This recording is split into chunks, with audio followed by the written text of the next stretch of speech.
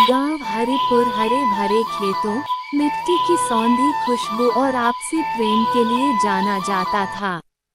इसी गांव के किनारे पर एक झोपड़ी में गरीब किसान रघुनाथ अपनी पत्नी गौरी और 5 साल की बेटी छोटी के साथ रहता था।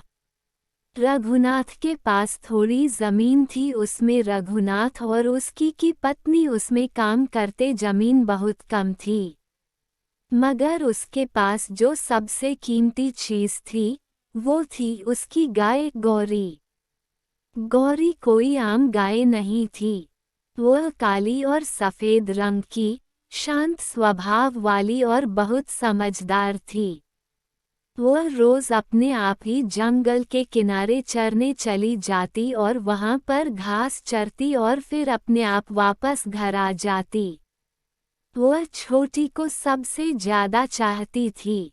जब भी छोटी रोती, गौरी उसके पास आकर अपने सिर को उसके कंधे से सटाकर उसे चुप कराती। छोटी भी अपनी गौरी से बहुत प्यार करती थी।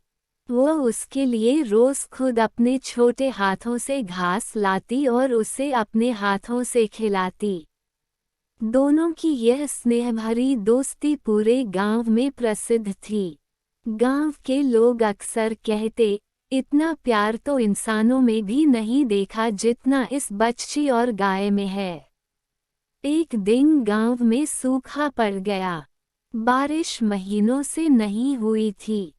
खेत सूख गए, कुएं खाली हो गए और जानवरों के लिए चारा मिलना भी मुश्किल हो गया। रघुनाथ की हालत बिगड़ती चली गई।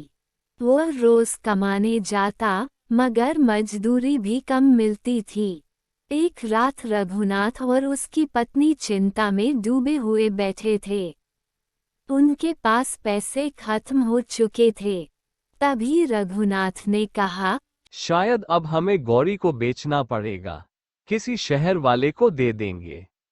यह सुनते ही झोपड़ी के कोने में बैठी छोटी फाफक पड़ी, नहीं बाबा, मेरी गौरी कहीं नहीं जाएगी, मैं उसे किसी को नहीं दूंगी। रघुनाथ ने छोटी को समझाने की बहुत कोशिश की, मगर बच्ची जिद पर अड़ी रही।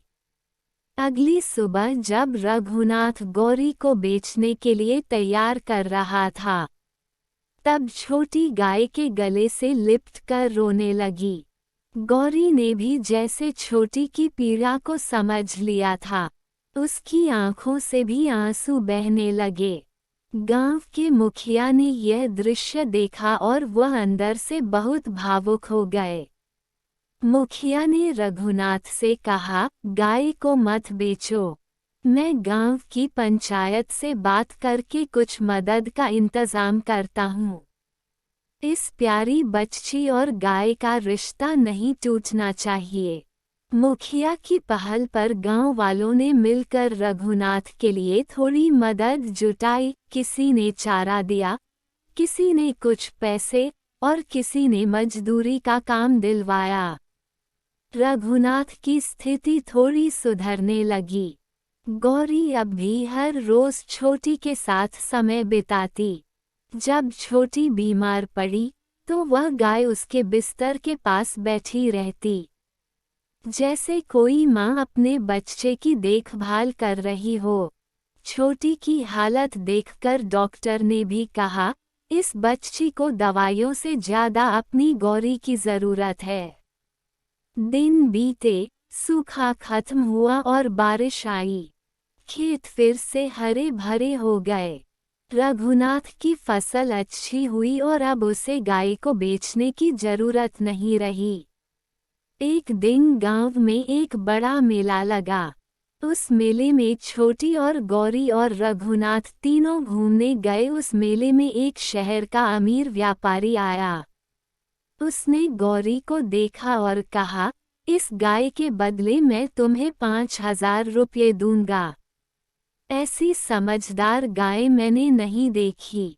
मगर इस बार रघुनाथ मुस्कुराया और बोला, ये गाय नहीं, हमारे परिवार की एक सदस्य है, इसे पैसे से नहीं तौला जा सकता।